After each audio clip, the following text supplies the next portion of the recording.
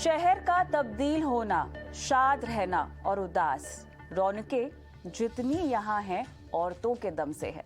नमस्कार, मैं हूं आपके साथ कविता थपलियाल और आप देख रहे हैं कंज्यूमर इज किंग। 26 अगस्त यानी आज विमेन इक्वालिटी डे है, लेकिन अब भी महिलाओं को अपनी बराबरी के हक के लिए लगातार संघर्ष करना पड़ता है। आप कोई भी ऐसी जगह नहीं बता सकते जहां महिला और पुरुष को समान समझा जाता हो, घर हो या बाहर हो।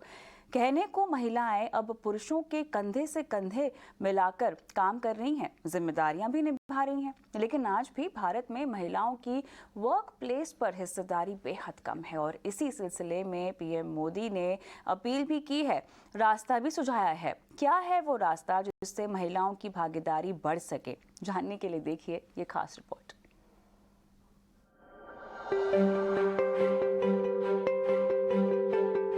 महिलाओं का घर से बाहर निकलकर काम करना कोई नई बात नहीं, लेकिन आज भी दफ्तरों में महिलाओं की संख्या पुरुषों के मुकाबले कम ही है। इस साल फरवरी में आई वर्ल्ड इकोनॉमिक फोरम की रिपोर्ट के मुताबिक वर्कफोर्स को लेकर जेंडर इनइक्वालिटी इंडेक्स में भारत का स्थान 140वां है। महिलाओं को पढ़ने लिखने के अवसर तो मिल रहे हैं, लेकिन अभी भी वर्कफोर्स में उनकी हिस्सेदारी बढ़ाने की जरूरत है। वुमेन इक्वालिटी डे के मौके पर प्रधानमंत्री नरेंद्र मोदी ने दफ्तरों में महिलाओं की भागीदारी बढ़ाने के लिए वर्क फ्रॉम होम पर जोर दिया है।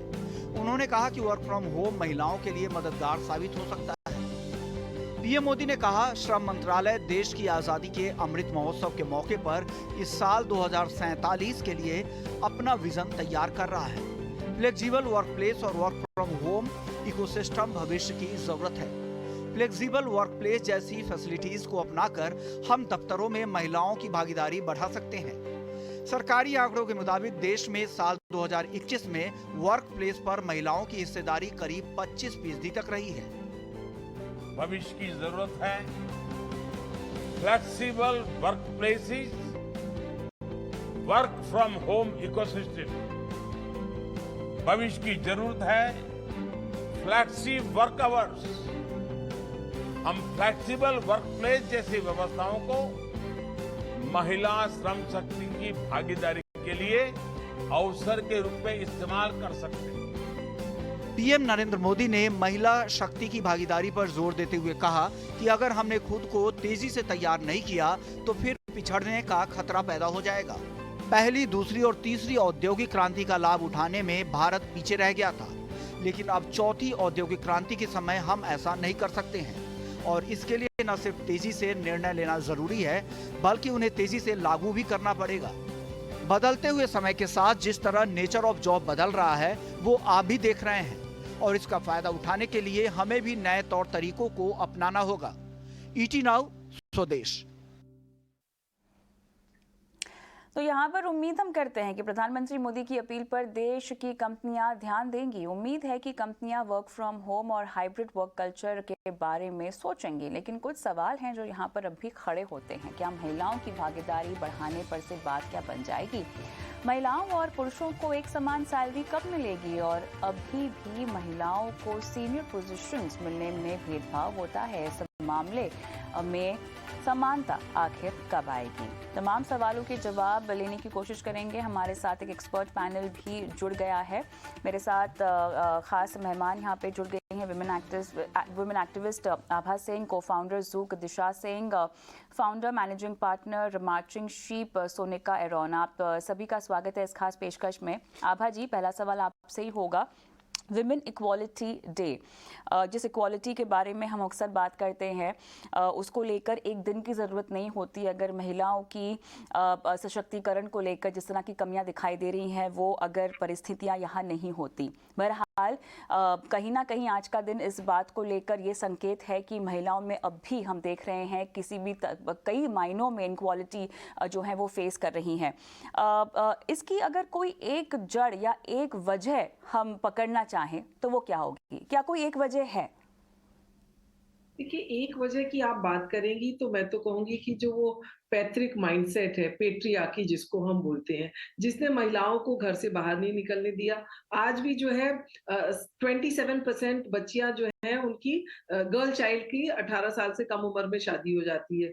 आप देखिए अगर लड़कियां 100% एनरोल हो रही हैं स्कूल में, करीब 30% लड़कियां सीनियर सेकेंडरी मतलब 8th से 10th के बीच में स्कूल से ड्रॉप आउट हो जाती हैं। लड़कियां जब स्कूल से आती हैं तो भाई तो अपना होमवर्क करता है, क्रिकेट खेलता है, बेटी घर में खाना बनाती है, बर्तन मांजती है। रूरल एरियाज में आज भी ये हाल है। तो ये जो पेट्रियार्कल माइंडसेट है, उसकी जॉब पे प्राइमरी इन्फ्लुएंस नहीं होता, उसकी शादी, उसपे बच्चे, उसमें फोकस होता है। आज भी आईएएस जैसी जो प्रेस्टिजियस जॉब होती है, उसमें सिर्फ 20% महिलाएं आईएएस, आईपीएस, पीसीएस में, तो 80% लड़के नौकरी ले जाते हैं, 20% महिलाएं जाती हैं। आपने जिस जेंडर रिपोर्ट की बात करी, उसमें 146 कंट्रीज में हमारी जगह 135 है। और अगर हम उसमें ब्रेकअप देखें, उसमें इकोनॉमिक अपॉर्चुनिटी की बात होती है, हेल्थ की बात होती है, एम्प्लॉयमेंट की बात होती है, और साथ ही साथ एजुकेशन की। तो एजुकेशन में आपको मैंने बताया 57% हमारी एजुकेशन महिलाओं की है, जॉब्स में 20%। अगर हम इकोनॉमिक इक्वालिटी की बात करें, आज हमारी जेंडर वर्ल्ड इक्वालिटी डे की बात हो रही है, तो 250 साल लगेंगे हम पुरुषों के बराबर तनख्वाह पाने में। और अभी कोविड के बाद जो जॉब्स आ रही हैं, उसमें देखा जा रहा है कि पुरुषों को तो फिर भी जॉब्स वापस मिल रही हैं, महिलाएं जो है उनको उनकी वापस जॉब्स नहीं मिल रही है। तो फ्लेक्सी आर की तो बात तब होगी जब आप उनको जॉब्स देंगे। लेबर पार्टिसिपेशन रेट में महज 27% हम है, और मेजॉरिटी महिलाएं तो घर में बैठी है, और जो काम भी कर रही है वो अनऑर्गेनाइज सेक्टर में है, वो ऐसे सेक्टर में है जहां पे उनको कोई इक्वल वेज नहीं मिलती, उनको कोई प्रोविडेंट फंड नहीं मिलता। तो कोविड के बाद उनकी जॉब्स चली गई, पहले से ही उनके पास जॉब्स कम थी, तो जब वो है ही नहीं इस फील्ड में, तो फ्लेक्सी आवर्स तो बहुत बाद की बात है। बिल्कुल। जिस तरह से हम भेदभाव होता हुआ देख रहे हैं और इसका मूल कारण कहीं ना कहीं पेट्रियार्की सही भी साबित होती हुई दिखाई दे रही है। लेकिन देखिए अब प्रधानमंत्री ने क्योंकि इसका संज्ञान लिया है और इसके लिए कहीं ना कहीं फिक्र भी जताई है, दिशा बहुत ज़्यादा नहीं, लेकिन देखिए विमेन एंटरप्रेन्योर्स की तादाद हम धीरे धीरे ही सही लेकिन बढ़ती हुई देख रहे हैं। हमने पैंडेमिक के दौरान बहुत सारी ऐसी महिलाओं को देखा जिन्होंने इस क्षमता को पहचाना और अपने घर से ही सही, छोटा मोटा ही सही, लेकिन कुछ ना कुछ करना शुरू कर दिया है। अब क्योंकि प्रधानमंत्री की तरफ से इतना बड़ा संदेश आ रहा है, इतना बड़ा कंसर्न आ रहा है, फिक्र आ रही है, क्योंकि आप ज़ू की को फाउंडर है, आप एक ऐसे लेवल पर हैं जहां पर आप महिलाओं को रिक्रूट कर सकती हैं, उन्हें ग्रूम कर सकती हैं, उन्हें सिखा सकती हैं प्रोफेशनली। क्या कुछ कदम उठाने ज़रूरी आपको लगते हैं, अगर मैं वर्क कल्चर के लिहाज से समझना चाहूँ, स्टार्टअप्स के ही सही, क्या कुछ किया जा रहा है आपकी ऑर्गेनाइजेशन में और आसपास जहां भी आप मिलती जुलती हैं, बात करती हैं? मैं बहुत अभी रैम्पेड में देख रही हूँ कि बहुत सारे स्टार्टअप्स आ गए हैं जो वुमेन के लिए, जैसे new mothers and Amazon new mother, right, मेरा 9 मंथ का बेबी है, राइट, जो मेरे लिए तो इजी है बिकॉज मेरे पास पूरा फैमिली सपोर्ट है और बिकॉज ऑफ देम मैं ऑफिस आ सकती हूँ और काम कर सकती हूँ, राइट। बहुत बार ऐसा होता है कि कई लोग नहीं कर पाते हैं, right, and because of that वो वर्कफोर्स हट जाते हैं, एंड वुमेन में मेजॉरिटी होता है बिकॉज वुमेन में ये ओनर्स होता है अपना फैमिली संभालने के लिए, right, not only child but otherwise also, right. तो बहुत सारे ऐसे स्टार्टअप्स आ गए हैं जो यंग मदर्स को जॉब प्रोवाइड कर रहे हैं। इनफैक्ट अगर आप ज़ू की ही बात करें तो हमारे पास पहले प्री पैंडेमिक हमारे सारे एम्प्लॉइज फ्रॉम बॉम्बे थे और ऑफिस से ही उनको वर्क करना होता था। अब हमारा I think if I am not wrong, हमारा at least 20% staff all over India से काम करता है, राइट, और वो combination of women and men workforce है, राइट। तो वर्क फ्रॉम होम तो डेफिनेटली हेल्प्स, बिकॉज क्या होता है कि it's not only about women but हम लोग लाइक हम अभी जैसे क्योंकि हम बॉम्बे में हैं और हमें बॉम्बे में ही सारी अपॉर्चुनिटीज हैं, राइट, तो हम यहाँ की ही वर्कफोर्स को रिक्रूट कर सकते हैं, राइट, बट अगर वर्क फ्रॉम होम आ गया है तो इससे ये भी हो गया है कि टियर 2 टियर 3 जहाँ पे वुमेन एजुकेटेड है बट मे बी उनको बाहर नहीं जाने दिया जाता है अपनी जगह से, वो वहां पे रह के भी अच्छी अपॉर्चुनिटीज एक्वायर कर सकते हैं।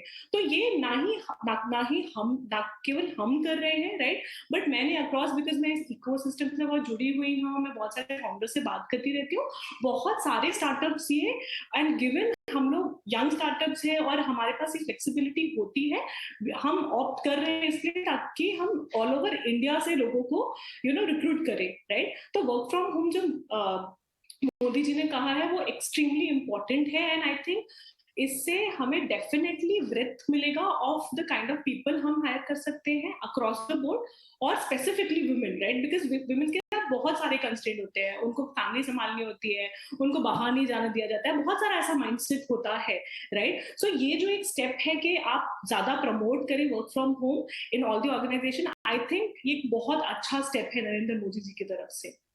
लेकिन सवाल यहाँ पर यही उठता है कि आप एक फ्लेक्सिबल वर्क कल्चर तो शायद बनाने की कोशिश कर भी दे, लेकिन वो जो मानसिकता है ना, अगर उसमें बदलाव नहीं आएगा तो आप कितनी भी फेवरेबल कंडीशंस क्रिएट करने की कोशिश कर दें सोने का, वो मुमकिन नहीं होगा जिसे हम एम कर रहे हैं, जैसे क्वालिटी की बात हम कर रहे हैं। मानसिकता के लेवल में कितना बदलाव अब आपको आता हुआ दिखाई दे रहा है, या नहीं आता हुआ दिखाई दे रहा? बिकॉज देखिए, प्रोफेशनल लाइफ में महिलाओं के लिए बहुत सारे चैलेंजेस है, और बॉलीवुड से लेके फाइनेंस से लेके तमाम सेक्टर्स की आप बात करें, कहीं पर भी आप देखें बहुत सारे चैलेंजेस होते हैं आगे बढ़ने में, इक्वल पे लेने में, इक्वल दर्जा मिलने में। अब ये सब चीज़ें अगर आप एक एक करके गिने तो मेरे ख्याल से उनके लिए आगे बढ़ना बहुत ही मुश्किल हो जाएगा। लेकिन इसमें अगर कोई सुधार लाना भी चाहे तो मानसिकता में बदलाव लाना बहुत ज़्यादा ज़रूरी है, और जो कि समाज के लेवल के साथ साथ आपके घर से शुरू होना बहुत ज़रूरी है। आपने बिल्कुल सही सही कहा। देखिए, कोई भी ऑर्गेनाइजेशन या कोई भी संस्थान एक वैक्यूम में एग्जिस्ट नहीं करती है। हम लोग सब एक सोसाइटी के पार्ट हैं, और जैसे कि आभा जी ने कहा और मेरे को पैनलिस्ट ने कहा कि जो एक ये धारणा है कि घर की देखभाल की सारी जिम्मेदारी या ज्यादा जिम्मेदारी एक स्त्री की है, वो अभी भी हमारे संस्कृति में काफी हद तक है। बदलाव आया है, ऐसा नहीं है कि बदलाव नहीं आया है। जैसे आपने शुरू शुरू में बोला इस प्रोग्राम के कि आजकल लेडीज पढ़ रही हैं और कई फील्ड्स में आगे आ रही हैं, आदमियों से कंधा मिला के ऑलमोस्ट हर फील्ड में काम भी कर रही हैं। लेकिन एक धारणा जो ये है कि आप चाहे कितनी भी पढ़ी लिखी हो, आप चाहे कितनी भी सीनियर हो, आपको घर पे आके खाना बनाना है, आप घर पे आके बहू है, माँ है, वाइफ है, एंड आपको घर की देखभाल करनी है, वो सेम डिमांड्स एक पुरुष से नहीं होती। तो ये जो मानसिकता है, ये हमको फैमिली लेवल और सोसाइटी लेवल से चेंज करनी है। और सोसाइटी कौन है? सोसाइटी हम और आप हैं। तो हर चीज की उम्मीद सिर्फ ऑर्गेनाइजेशन से रखना, कंपनीज से रखना और कहना कि हर चीज कंपनीज चेंज करेंगी, वो एक तरफा बदलाव होगा।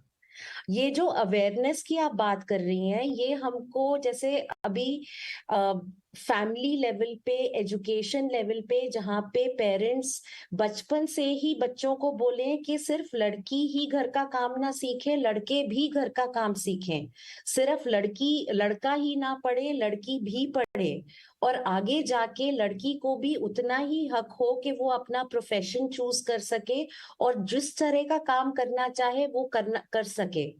ये चेंज लाने में अभी थोड़ा सा वक्त लगेगा, और हमको ये भी देखना है कि हमारी कंट्री बहुत डाइवर्स है। अर्बन सिटीज हैं, सब अर्बन सिटीज हैं, मेट्रोज हैं, मिनी मेट्रोज हैं, और सब में चेंज अलग अलग पेस पे हो रहा है। तो हमको सबको लेके साथ चलना है। सब लोग अलग अलग दिशा से आते हैं, अपनी अपनी सोच अलग अलग लेके आते हैं, और सब एक कंपनी में काम करते हैं। तो जब ये लोग सब एक कंपनी में काम करते हैं, तो जब कंपनीज हायर करती हैं, चाहे वो फ्लेक्सी वर्क करें, चाहे वो रिमोट वर्किंग करें, चाहे वो हाइब्रिड वर्किंग करें, आपने हाइब्रिड वर्किंग और रिमोट वर्किंग तो दे दी, लेकिन उसके बाद अगर आप बायस रख रहे हैं एक महिला के प्रति कि अरे वो तो घर से काम कर रही है, घर से काम कर भी रही है कि नहीं कर रही है, या वो बच्चे देख रही है घर से काम करते हुए, और उसको फिर आप ग्रोथ अपॉर्चुनिटी नहीं दे रहे हैं, तो आपने तो वो पूरा नेगेट ही कर दिया ना फायदा घर से काम करने का। तो इसलिए अभी हमको दोनों फायदे और नुकसान दोनों देखने हैं। तो आपने बिल्कुल ठीक कहा कि ये जो मानसिकता है हाइब्रिड वर्किंग मॉडल और फ्लेक्सी वर्किंग मॉडल के साथ पूरी सोसाइटी की मानसिकता को देखना पड़ेगा और उसको चेंज करने में थोड़ा वक्त लगेगा। ऐसा नहीं है कि चेंज नहीं हो रहा है। जैसे जैसे जनरेशन आगे बढ़ रही है, लोगों की सोच धीरे धीरे चेंज हो रही है। जैसे जैसे रोल मॉडल्स हमको दिख रहे हैं, हम उनको देख के उनसे सीख रहे हैं और बदलाव आ रहा है। लेकिन टाइम भी लग रहा है, ये स्लो है थोड़ा चेंज। टाइम लग रहा है और मेरे ख्याल से धीमेपन से ही सही, धीरे धीरे ही सही, लेकिन बदलाव आ रहा है। ये अपने आप में अच्छी बात है, क्योंकि आपने सही कहा, घर से शुरुआत होनी चाहिए। आज हम एक पुरुष को से एक्सपेक्ट करते हैं कि वो इक्वालिटी की हमसे बात करे, लेकिन अगर वो इस तरह के घर में पला बड़ा है जहाँ पर उसने हमेशा अपनी माँ को किचन में देखा है, हमेशा अपनी माँ को घर को संभालते हुए देखा है, लोगों की ज़रूरतें पूरी करते हुए देखा है, तो वो आगे चल के अपने लाइफ पार्टनर से भी इसी तरह की उम्मीदें करेगा। तो ये कहीं ना कहीं आपके घर से शुरू होता है, जहाँ पर आभा जी वक्त आ गया है ना कि आप महिलाएं भी मुखर होकर अपनी ज़रूरतें और अपनी आगे बढ़ने की मंशाएं, अपनी ज़िंदगी जीने की मंशाओं को सामने लाए। तो ये रियलाइजेशन कहीं ना कहीं महिलाओं के अंदर भी तो आनी चाहिए। क्या ये हो रहा है? आपने बहुत सही बात पकड़ी। ये हर जगह कहा जाता है कि महिलाओं को एम्बिशियस नहीं बनाया जाता। बेटी को आप पहले बोल देते हैं कि घर पहले रखो, करियर बाद में रखो। तो इसलिए जब चाइल्ड बर्थ होती है, कई महिलाएं अपनी जॉब छोड़ देती हैं। आज अगर जॉब में महिलाएं हैं भी, तो वर्ल्ड की फोर्ब्स की अगर आप लिस्ट देखिए, टॉप 500 सीईओज की, तो मुश्किल से 5% महिलाएं सीईओ बनती हैं, क्योंकि वो चाइल्ड बर्थ में जॉब छोड़ देती हैं, सीनियरिटी छोड़ देती हैं। कितनी बार प्रमोशन के लिए उनको चाहे बैंक में हो, चाहे सरकारी नौकरी में हो, दूसरे डिस्ट्रिक्ट में ट्रांसफर लेना होता है, तो वो प्रमोशन भी छोड़ देती हैं। तो सबसे पहले जरूरत है कि आप एम्बिशियस होइए, आप बोलिए हाँ मेरे में काबिलियत है, तो मेरी जो जगह मुझे मिलनी चाहिए वहां मैं पहुंचूंगी। You have to break the glass ceiling. तो ये सब माइंडसेट जो है, और कोविड में मैंने देखा कि वर्क फ्रॉम होम था, फ्लेक्सी आवर्स था, महिलाएं मुझे फोन करती थी कि हम घर से काम करते हैं, रात तक बॉस काम कराता है, लेकिन ये कहा जाता है तुम वर्क फ्रॉम होम कर रही हो तो ब्रेकफास्ट भी बनाओ, लंच भी बनाओ, डिनर भी बनाओ। डोमेस्टिक वायलेंस भी बढ़ गया था। तो ये सब देखते हुए मुझे लगता है कि बिल्कुल एक तो जो लॉज है, लॉज का इफेक्टिव इम्प्लीमेंटेशन हो। अगर डोमेस्टिक वायलेंस का कानून है तो महिलाओं को आगे आके बोलना पड़ेगा, उसमें केस करना पड़ेगा और अपनी जस्टिस के लिए खड़े होना पड़ेगा। अगर आपको आपका हस्बैंड हाथ उठा रहा है तो आपको बोलना पड़ेगा कि दिस हैज टू स्टॉप, तो मुझे मार नहीं सकते। तो और आपको अगर सैलरी कम दी जा रही है तो आपको ऑफिस में भी कहना पड़ेगा, अगर मैं उतने ही घंटे काम कर रही हूँ। सिर्फ सरकारी सेक्टर में है कि पुरुष और स्त्री की तनख्वाह बराबर है, प्राइवेट सेक्टर में आज भी सैलरीज कम है, वर्क आवर्स फर्क है। तो ये सब चीजें देखते हुए एक बड़ा डेवलपमेंट के लिए बहुत जरूरी है, ना सिर्फ पेट्रियार्की से लड़ाई, बल्कि महिलाएं खुद अपने को काबिल समझे, आप में ये एम्बिशन हो और आप में ये हो कि यस आई एम डिजर्विंग और मुझे ये मिलना चाहिए। हाँ आभा जी, यहाँ पर ना कुछ दिनों पहले मैं एक चीज़ पढ़ भी रही थी, जहाँ पर बहुत ही वियर्ड सी, विचित्र सी चीज़ लिखी हुई थी वहाँ पर कि महिलाएं जो इतना ज़्यादा काम करती हैं, वर्कोहॉलिक होती हैं, दरअसल उनका जो शरीर है ना वो इतने स्ट्रेस के लिए बना नहीं है। और इस तरह से हम जो लाइफस्टाइल डिजीजेस होती हुई देख रहे हैं ना महिलाओं में, वो इसी वजह से है कि वो इतना स्ट्रेस ले लेती हैं, इस तरह की लाइफस्टाइल जी रही हैं, इतना काम कर रही हैं कि उनकी सेहत पर असर पड़ रहा है। ये किस तरह की तुलना है और ये किस तरह का नया एंगल है जहां पर आप एक बार फिर से महिलाओं को पीछे फेंक रहे हैं? सोनिका जी। ऐसा मेरा बिल्कुल भी मानना नहीं है कि महिलाओं का शरीर या दिमाग स्ट्रेस लेने के लिए तैयार नहीं है। जब एक बच्चा पैदा होता है कॉम्प्लेक्स तो होती है हमारा ना महिलाएं, हार्मोनली इतनी कॉम्प्लेक्स होती है महिलाएं कि वो इतना स्ट्रेस ले नहीं पाती है। वो एक बच्चा पैदा कर सकती हैं लेकिन वो स्ट्रेस नहीं ले सकती। ठीक है, बहुत सारे लोग हैं जो ऐसा समझते हैं। हाँ, तो ये ना काफी स्टीरियोटाइप्स हैं। जैसे कि एक स्टीरियोटाइप है कि विमेन आर मल्टीटास्कर्स, है ना? लेकिन क्या हम पैदा हुए थे मल्टीटास्किंग करते हुए? या हमको ये क्योंकि सोसाइटी ये एक्सपेक्ट करती है कि हम घर भी संभालें, प्रोफेशन भी संभालें, बच्चा भी संभालें, सास ससुर भी संभालें, इसलिए हमारी ये मजबूरी बन जाती है और हमारे ऊपर ये मल्टीटास्कर का टैग लग जाता है। तो ये स्टीरियोटाइप्स हैं, ये धारणाएं हैं। ऐसा कुछ नहीं है कि विमेन स्ट्रेस नहीं ले सकती या विमेन मल्टीटास्कर्स हैं, सारी विमेन बहुत अच्छी लीडर्स हैं। आई थिंक हम लोग सब इंडिविजुअल्स हैं और हम सबकी एक अपनी स्ट्रेंथ होती है, हम सबकी एक अपनी इंडिविजुअलिटी होती है।